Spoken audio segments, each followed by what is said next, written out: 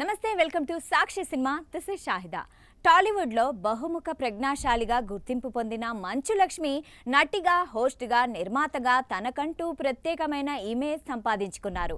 ప్రముఖ నటుడు మోహన్ బాబు కుమార్తెగా సినీ ఇండస్ట్రీలో అడుగుపెట్టిన ఈమె డిఫరెంట్ రోల్స్ సెలెక్ట్ చేసుకుంటూ గుర్తింపు తెచ్చుకున్నారు. అనగనగా ఓ ధీరుడిలో లేడీ విలన్గా మెప్పించి నంది, సైమా అవార్డులు అందుకున్నారు.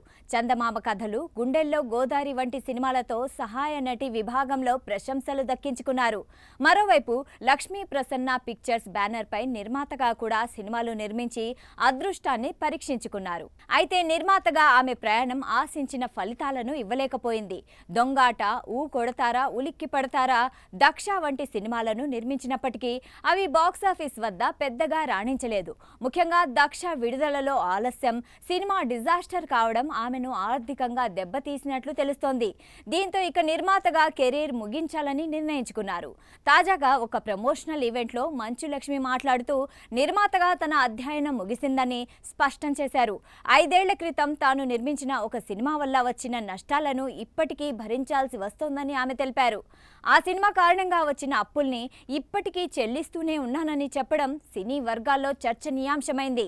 నిర్మాతగా తన కెరీర్ ముగించి ఇకపై తాను పూర్తిగా నటనపైనే దృష్టి సారించనున్నట్లు ఆమె తెలిపారు. ఇక నుంచి మళ్లీ సినిమాలు నిర్మించే ఆలోచన లేదని ఆమె తేల్చి చెప్పారు.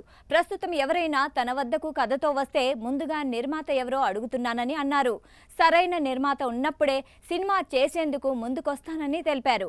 ఒక సినిమా వైఫల్యం వ్యక్తిగత ఆర్థిక పరిస్థితిని ఎంతగా ప్రభావితం చేస్తుందో తన అనుభవం ద్వారా అర్థమైందని ఆమె వ్యాఖ్యానించారు. ప్రస్తుతం మంచు లక్ష్మి ఇతర భాషా సినిమాలతో పాటు వెబ్ సిరీస్లలో నటిస్తూ బిజీగా ఉన్నారు.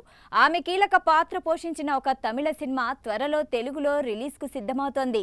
నటిగా వచ్చిన ఆదాయంతో నిర్మాతగా చేసిన అప్పులను కొంతమేర తీర్చుకునే ప్రయత్నం చేస్తున్నట్లు కూడా ఆమె వెల్లడించారు.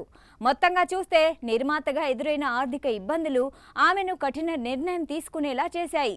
సాక్షి టీవీ ప్రసారాలను నిలిపివేయడం చట్టరీత్యా నేరం. సాక్షి టీవీ ప్రసారాల కోసం మీ స్థానిక కేబుల్ ఆపరేటర్ని వెంటనే సంప్రదించండి. డిటిహెచ్లో, ఇంటర్నెట్లో కూడా సాక్షి టీవీ ప్రసారాలను వీక్షించవచ్చు.